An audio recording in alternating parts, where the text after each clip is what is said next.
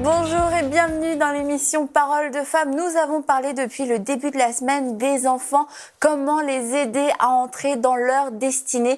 Et nous avons un invité. Bonjour pasteur John Dieubon, vous allez bien? Super bien Annabelle, merci. Donc pour rappeler à ceux qui nous rejoignent aujourd'hui, vous êtes pasteur à Haïti et vous avez une église qui s'appelle Tabernacle Famille Royale. Super. Et vous êtes aussi le fondateur du ministère Projet Papillon et vous accueillez une vingtaine d'enfants âgés de 8 à 19 ans. Ouais. C'est bien les filles, vous avez bien fait vos devoirs. Il y avait trop de chiffres là pour moi d'un seul coup. Tout s'est mélangé. De 8 à 19 ans et les 3 premiers enfants que vous avez recueillis sont maintenant prêts à entrer à l'université bientôt, là, dans quelques mois, c'est ça? C'est ça. Ils vont rentrer en novembre. Oui, mais dans quel cursus, quelle voie? La diplomatie, la psychologie et l'administration. Ah, wow, super. Et donc ça, c'est les 3 premiers. Les 3 premiers. Et ça va encore suivre, j'imagine, encore oui, après. Voilà, oui. Et il y a beaucoup de jeunes qui ont maintenant 15-16 ans aussi? Oui, il y en a qui ont 14 ans, 13 ans et 15-16 ans. Ok, d'accord. 18 ans également. 18 ans également. Mm-hmm. Oui. Ah, donc ça va arriver vite, ça là, va arriver les prochaines bientôt, entrées à l'université. Vous êtes prêts? On va être prêts, on travaille. Vous vous êtes préparés à la ça, c'est une vision depuis au départ. Mm-hmm. On s'apprêtait à ça et on va y arriver. Et comme on l'a dit aussi depuis le début de la semaine, vous n'avez pas un orphelinat, vous n'accueillez pas des orphelins, vous avez des maisons pour enfants et vous avez des enfants vous-même. Yeah. D'ailleurs, ils vous appellent comment? Daddy. Oh, alors, orphelinat, c'est un thème très, très aboutissant. Mm-hmm. C'est pas bon pour élever les enfants avec cette mentalité-là. Parce qu'ils vont se comporter comme ça dans l'avenir. Mm-hmm. C'est pas une très bonne étiquette pour donner à un centre d'accueil. C'est pas trop bon. On a dû enlever ça depuis au départ. Mm-hmm. Et on voulait terminer cette semaine en parlant de la famille, oui. Parce que pour aider un enfant à entrer dans sa destinée, oui, il y a l'enfant, il y a les parents, mais les enfants et les parents vont former une famille. Absolument. Et de pouvoir parler de la famille comme Dieu l'a voulu. À quoi sert la famille? Est-ce que la famille, c'est important? Est-ce qu'on passe du temps en famille? Est-ce que c'est un concept un petit peu occidental? Est-ce que c'est un concept superficiel, les loisirs, etc. Ou alors, est-ce qu'il y a vraiment une force dans la famille? Et je ne sais pas quel est le contexte un petit peu aujourd'hui autour de vous à Haïti concernant la famille, la vision de la famille, le noyau de la famille? Bon, ça tombe très bien, cette série pour la dernière session aujourd'hui. Parce qu'on parle des enfants, mais les enfants sont tirés d'un père et d'une mère. Donc, en parler sur la famille aujourd'hui, c'est super important parce que c'est un concept qui est très mal vu, parce que les gens sont en mode survie par rapport à des problèmes réguliers qui sont présents dans le monde. Et chez nous, là, et la famille, bon, c'est comme... moi, je vois ça comme une tradition. On a un papa... On a une maman, il y a une maison, et là, on se marie. Mais il y a un concept, il y a une vision, il y a une mission de Dieu pour la famille. Amen. Maintenant, pour comprendre l'aspect familial, il faut qu'on comprenne l'aspect individuel. Parce qu'il faut qu'il y ait un homme et une femme pour construire une famille. Tel que l'homme avant son mariage, tel il sera après son mariage. Si un homme ne comprend pas sa destinée, avant qu'il se marie, comment parler de la destinée familiale si on ne parle pas de la destinée individuelle? On appelle les hommes les personnes. Nous sommes tous des personnes. Mais vous savez, le mot personne, c'est un mot tiré du latin. C'est le mot personare. Oui, c'est le personare en latin. Alors, personare, on voit que chaque personne est née pour accomplir quelque chose. Le mot personare veut dire parler au travers. C'est comme si on monte une scène, on monte un drame, et là, on prétend être le premier ministre de votre pays. Et là, on va jouer la scène, on va parler comme votre premier ministre. On va démontrer comment il parle et comment il marche et comment il fonctionne. Cela veut dire que chaque être humain est créé pour accomplir, pour démontrer quelque chose qui est dans le plan de Dieu. Y compris dans sa famille. Y compris dans sa famille-là. Et ça commence par là, avec un homme et une femme qui va construire une famille. S'il y a un déséquilibre au niveau de la personne, et ça va être ça va créer un déséquilibre au niveau de la famille. Et voilà pourquoi dans cette semaine, on avait vraiment parlé de ça, parce que la famille a un rôle important dans le cœur de Dieu, parce que c'est comme le centre qui accueille, qu'on voit comment est-ce que Dieu avait choisi Marie et Joseph, c'est un modèle de famille. Mais aujourd'hui, il faut qu'on renforce l'aspect familial pour que la famille découvre son mandat et sa mission. Un homme et une femme se mettent ensemble pour accomplir quelque chose qui est dans la volonté de Dieu, pour accomplir un mandat divin. Et tant que la famille, l'homme et la femme, n'ont pas découvert ce mandat-là, c'est comme entrer dans une routine, parce que c'est le mandat. Oh, le pasteur est contre la routine, hein, vous avez compris. C'est comme le mandat, c'est le mandat qui cimente la relation conjugale. Parce que l'homme et la femme vont vouloir être ensemble, parce qu'il y a quelque chose qu'ils sont en train d'accomplir ensemble. Il y a une motivation. C'est pas... On voit aujourd'hui, même les personnes qui sont à la retraite, elles se sentent bizarres parce qu'elles sont là à la maison et elles n'ont rien à faire. Parce que l'homme est créé pour accomplir quelque chose depuis le jour où il est né jusqu'au jour où il est entré dans la tombe. Il doit accomplir quelque chose. Donc si dans une famille, là, il n'y a pas une mission bien définie, il n'y a pas un mandat bien défini, et là on peut être ensemble, c'est juste pour faire la tradition. Mais là, quand le mandat est défini, la femme et l'homme, ils sont ensemble, il y a quelque chose qui les connecte. Et là, quand ils sont partis aller en retraite, ils ont 3-4 jours ensemble. Et là ils prennent une pause, un petit repos pour se ressourcer. Mais il y a quelque chose qui les motive. Et ça, cette mission-là, ce mandat-là, on voit des familles qui ont fait beaucoup de choses, beaucoup de vacances, et après, ça termine mal. Il y a des sorties, il y a tout ça là, tout ce que les familles ont fait. Parce que là, les familles doivent faire ça, l'homme, et là, on a fait tout ça là, ça termine mal. Parce que le mandat de Dieu n'a pas été au rendez-vous. Je pense que quand un homme et une femme, ils sont ensemble, c'est pour accomplir quelque chose ensemble. Et là, l'un doit valoriser l'autre parce qu'on est ensemble dans un combat. C'est comme les joueurs de football. On va, allons, on va tirer le ballon, allons. Il y a un encouragement, il y a une motivation. Ils veulent être ensemble parce qu'il y a un mandat qui est élaboré pour les joueurs de football. C'est comme une famille, c'est comme une équipe. Je prends un homme et une femme, il les met dans une équipe pour accomplir quelque chose qui est selon sa volonté. C'est tout ce qu'on fait de la relation conjugale, c'est pour accomplir ce mandat-là. Donc, en gros, pour en revenir aux vacances, c'est ce que j'ai entendu.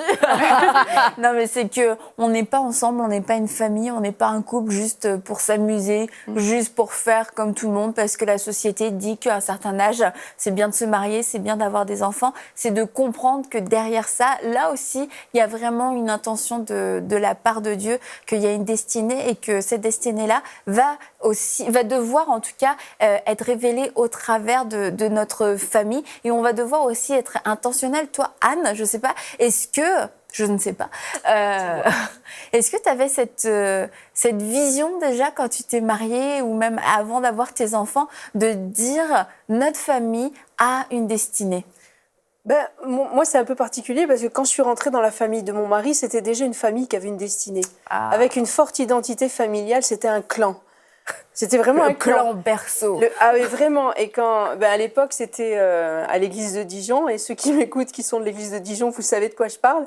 Il y a eu un temps dans l'église de Dijon où c'était quand même une grosse église, mais ils étaient quasiment la famille était vraiment largement représentée. Et c'était une famille élargie, fidèle à Dieu, qui servait déjà à Dijon, mais dans toutes sortes d'églises. Puis, donc, quand je suis rentrée dans cette famille-là, j'ai hérité d'une forte identité familiale qui était déjà acquise. Mais oui, en tout cas, j'avais dans mon projet. Pour moi, la famille, c'est quelque chose d'extrêmement important. Et dans mes rêves de jeune fille, parmi les rêves que je pouvais avoir, le rêve d'avoir une belle famille, ça faisait partie du top 10. Là. Je pense même que c'était le premier en haut de ma liste. Dans toutes les ambitions que j'aurais pu avoir de ma vie, je voulais vraiment avoir une jolie, belle famille qui serve Dieu. Ça fait un peu niais de dire ça, mais il y avait vraiment la famille Sunshine, là, la famille Ricoré. Tu te lèves le matin, le soleil brille, il y a papa, maman, les enfants, et on est tous au soleil à boire notre café au lait. En tout cas, j'avais une image, peut-être un peu naïve, mais j'avais une image de la famille idéale. Et je crois, parce que ça fait quand même 26 ans que je suis mariée, que la famille que j'ai correspond à ce que j'avais anticipé. Je voulais une belle famille équilibrée qui serve Dieu. Et puis, Mais comme j'ai mis toute mon énergie pour ça, d'ailleurs. Mais comme le pasteur dont on parlait de vos enfants, les 3 grands, ils partent à l'université, c'est pas une surprise parce que vous êtes préparés. Mais toi aussi, finalement, c'est pas une surprise aujourd'hui. Je dis pas que c'est pas la grâce de Dieu, mais c'est pas une surprise que de voir que vous êtes une belle famille parce que tu as investi dans cette famille. J'ai tout investi. J'allais dire, l'église était importante, mais avant l'église, c'était ma famille. Je sais que dans certaines familles, c'est pas la priorité. Moi, j'ai déjà entendu des pasteurs qui me disaient, c'est d'abord l'église, la famille après. Chez moi, ça n'a pas été mon choix. Mon choix, dès le départ, c'était de dire, c'est ma famille et l'église après. Moi, c'est l'ordre divin. En tout cas, c'était mon ordre. Mais je sais que c'est contesté, donc je sais que peut-être qu'il y en a qui nous écoutent et qui disent, c'est pas comme ça que ça marche. Chez moi, c'est comme ça que ça a marché. C'était ma famille d'abord et l'église après. L'église, c'est aussi ma famille, mais c'est la famille un peu plus élargie. Mais ma famille nucléaire, c'est mes enfants, mon mari. Et mon énergie, je l'ai mise là-dedans. Ma fierté, je l'ai mise là-dedans. Mes prières, je les ai mises là-dedans. C'était mon ambition, c'était que Dieu soit fier de ma famille. Et tu parlais de l'ordre divin, Mathilde? Je crois vraiment que si on veut que nous soyons des gens si on veut s'investir dans nos enfants, si on veut que nos enfants changent le monde, si on veut vraiment qu'ils soient dans leur destinée, chacun, ils ont tous reçu un dépôt de Dieu en eux et que nous soyons des facilitateurs. Mais je pense que si on veut qu'ils servent Dieu, je pense qu'il faut d'abord... je pense que Dieu a créé ça comme ça. On a notre mari ou notre épouse, tout dépendant si on est homme ou femme. Et puis après, il y a les enfants, puis après, il y a l'Église. Je me dis, des fois, il y a des pasteurs ou qui se demandent pourquoi leurs enfants ne servent pas Dieu. Parce que l'Église passait avant avant leur famille, que les enfants sont toujours délaissés. Ils connaissent presque pas leurs parents. Les parents ne connaissent presque pas leurs enfants. Ils connaissent presque plus leurs brebis que leur propre famille. Nos enfants ont besoin de notre investissement. Nos enfants ont besoin de notre temps. Ils ont besoin des temps de qualité. Chez nous, ça parle beaucoup le langage de l'amour, le temps, les temps de qualité, les sorties, les petites vacances, juste une petite journée. Mais le pasteur a dit les vacances, c'est bien, Mathilde, mais attention, il y a un but. Est-ce qu'il y a un but à tout ça? Oui, mais c'est Mais bon. Oui, c'est bon, parce que si les personnes sont un peu frustrées, comment accomplir ça, après, elles sont appelées à faire. Parce que tout ça contribue en... Mais oui, mais c'est ça, comme quand vous passez du temps avec vos enfants. Absolument, si je passe du temps avec mes enfants, que ce soit en vacances, au resto... T'es sûre? Oui, je suis convaincue. Ou que ce soit devant, comment je veux dire, là, un jeu de table, là, voyons. Un jeu de société. Merci. C'est comme si je dépose un peu de mon ADN à mes enfants. C'est comme j'investis de qui je suis. Ils peuvent savoir... je veux dire, quand on est ensemble, on parle. Ça fait qu'on parle de nos... Surtout que t'as des filles. Oui, c'est sûr.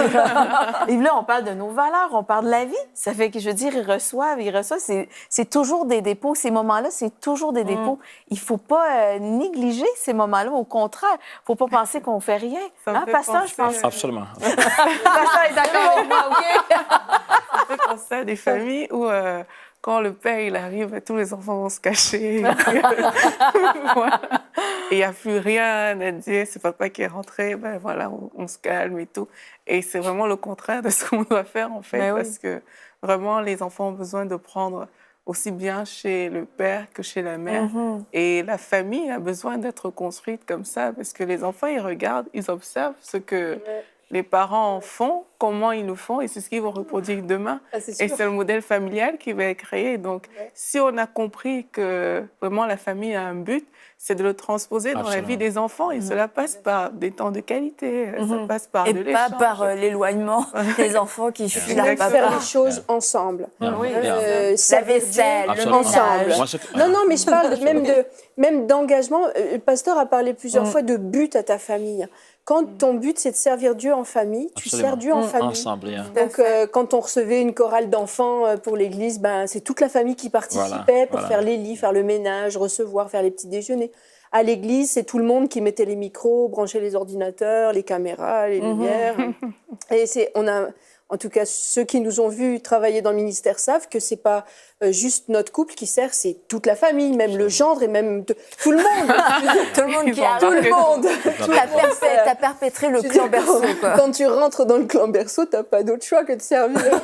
Et on sert avec bon cœur et on sert vraiment, c'est toute la famille qui sert. Et même c'est pour ça, ceux qui nous connaissent savent qu'au Nouvel An, on donne pas une carte avec les bons vœux, juste notre couple, mais c'est vraiment toute la famille qui est sur la photo. Même le Parce que chien. c'est notre vision de famille, c'était la vision de mes beaux-parents, c'était la vision même des grands-parents. Et c'est une vision de famille, de servir Dieu en famille. Notre famille doit être à la gloire de Dieu et on doit tout faire pour qu'elle le reste. Et dans le coin des valeurs que vous avez, c'est quelque chose que vous inculquez aussi, j'imagine, à vos jeunes dès leur plus jeune âge, de pouvoir se projeter, de leur donner une famille aujourd'hui, à l'heure d'aujourd'hui, mais de se projeter peut-être aussi en tant que père de famille, en tant que mère de famille.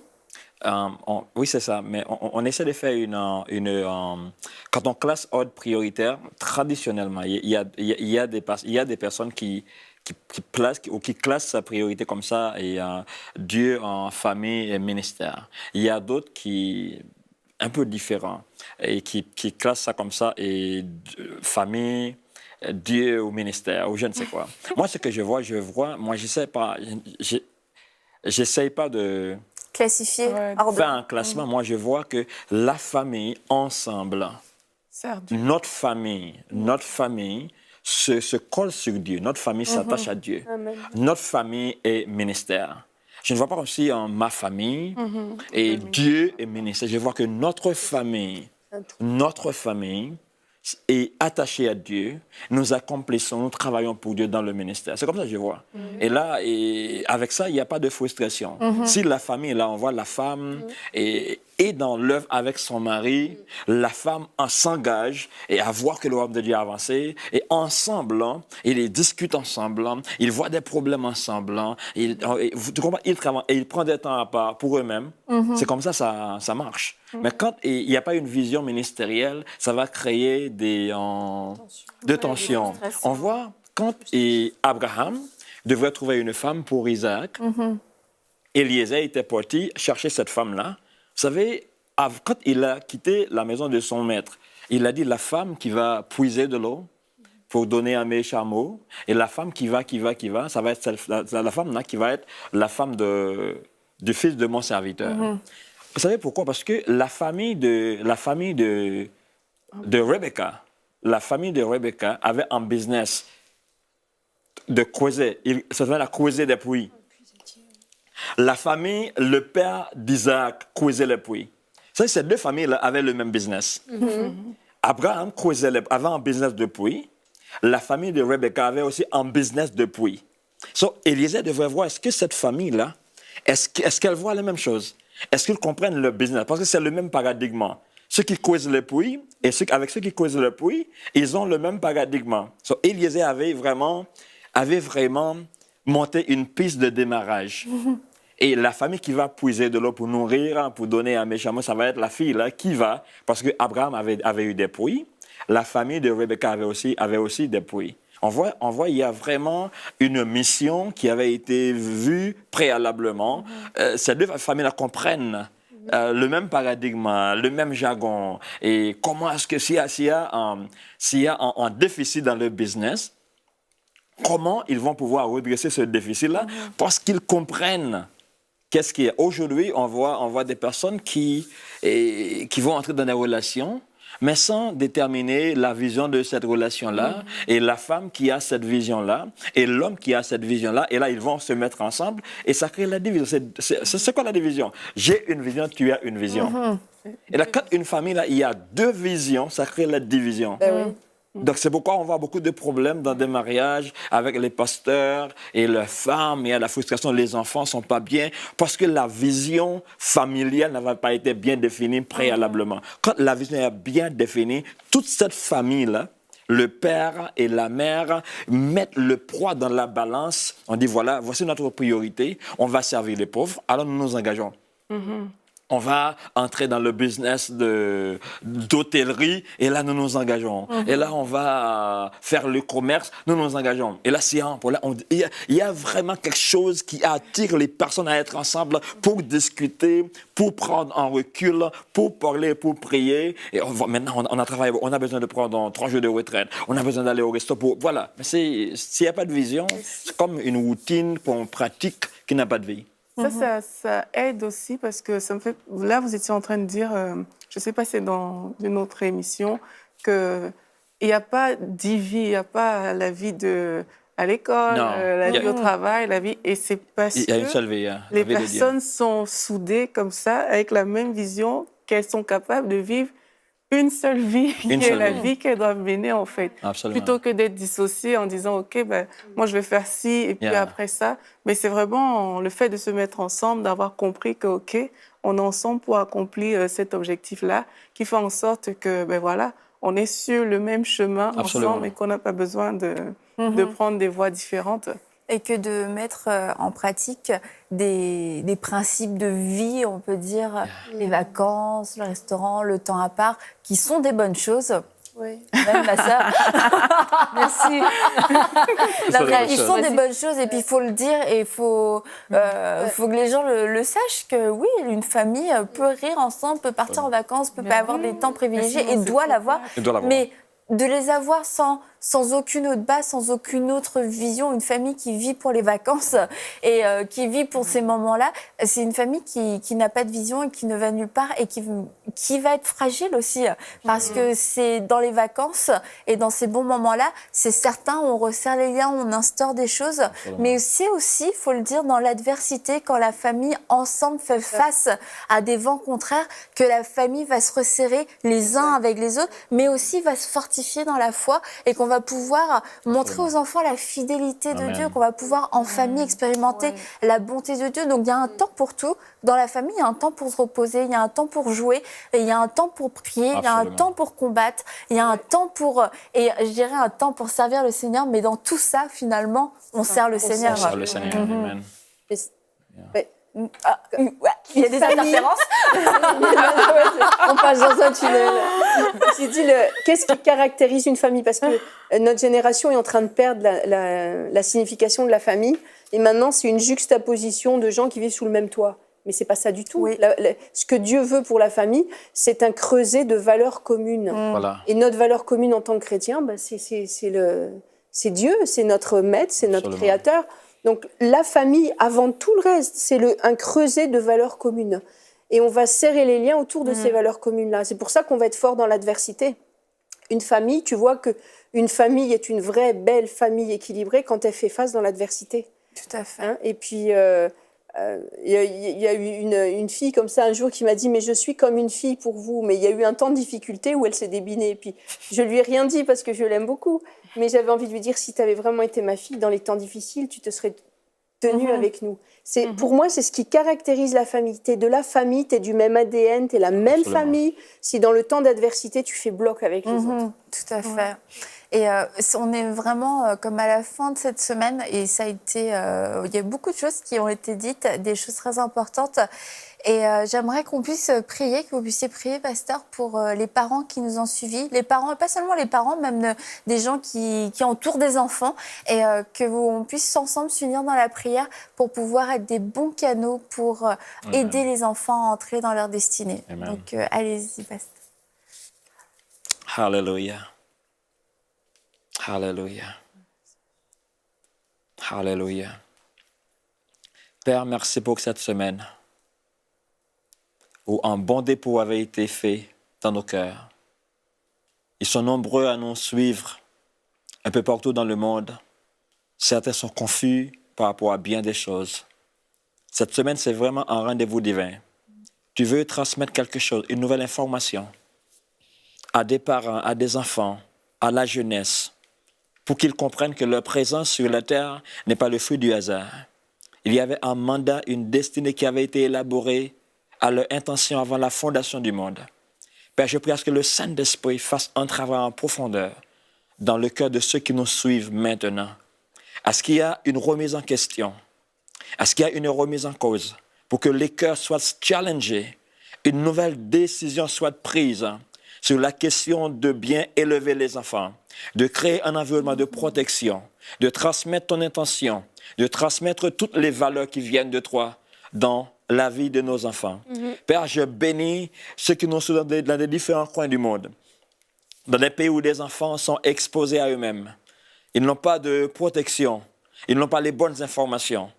Père, que tu suscites une génération de distinction, des pères et des mères responsables qui vont s'engager pour voir ton intention manifester dans la vie de nos enfants. Amen. Père, le temps est arrivé pour que ton plan se manifeste. Ça fait bien des temps, le plan de l'ennemi avait été d'actualité.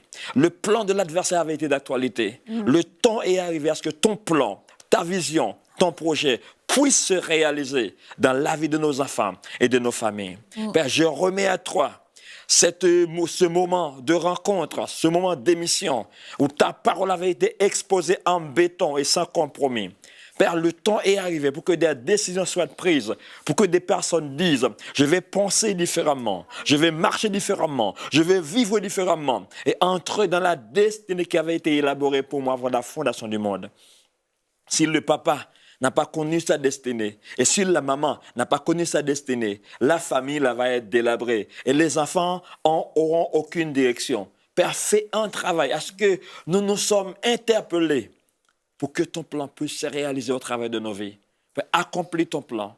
Ouvre les yeux de nos cœurs. Ceux qui nous regardent, qui nous suivent, à ce que cette semaine soit une semaine de décision pour voir ton plan, ta parole, ta volonté se manifester dans cette génération. On remet à toi cette nouvelle génération. Elle n'est pas appartenue au diable. Elle n'est pas appartenue au plan de l'ennemi. Car il y a un projet que tu avais élaboré avant la fondation du monde. Projet de paix et non de malheur. Qu'il s'accomplisse dans ma génération. Au nom de Jésus. Amen. Amen. Eh bien, merci beaucoup, pasteur, pour tout ce que vous avez pu déposer dans les cœurs cette semaine. Et je crois que ça peut être vraiment comme un début, quelque chose qui a été allumé dans les cœurs, une recherche d'avoir une intelligence renouvelée quant à l'éducation, même quand on n'a jamais entendu, on n'a jamais été au contact de ce genre de choses, mais aspirons à avoir une mentalité renouvelée. Même Dieu le Père a décidé, a trouvé ça bon que Jésus puisse sur cette terre avoir un père et une mère terrestre pour ne pas déroger à son propre principe de la famille. Il aurait pu faire naître Jésus dans le temple ou je ne sais où, autour des prêtres et tout. Non, il a choisi de le confier à un homme et une femme. Et il fait la même chose avec nous en tant que parents. Il nous confie des enfants. Donc soyons des bons intendants, soyons attentifs à ce que le Saint-Esprit nous dit et ne lançons pas ces flèches, ne lançons pas ces enfants dans la direction de notre choix, mais soyons attentifs, demandons au Seigneur quel est l'appel de cet enfant pour que je puisse le propulser dans sa destinée, dans la destinée que tu as prévue pour lui. Vous avez tout entre vos mains pour être des parents excellents, des parents selon le cœur de Dieu, d'être des facilitateurs, comme on n'a pas arrêté de le dire toute la semaine. Donc soyez ces parents de foi, de compassion, et de courage aussi, et soyez ces facilitateurs dans la destinée de vos enfants. Et on vous dit à très bientôt pour une prochaine émission de Paroles de Femmes. Retrouvez toutes les émissions de Paroles de Femmes en intégralité sur www.emcitv.com. Cette émission est rendue possible grâce au précieux soutien des partenaires d'Enseigne-moi Canal International. Retrouvez tous nos programmes sur emcitv.com.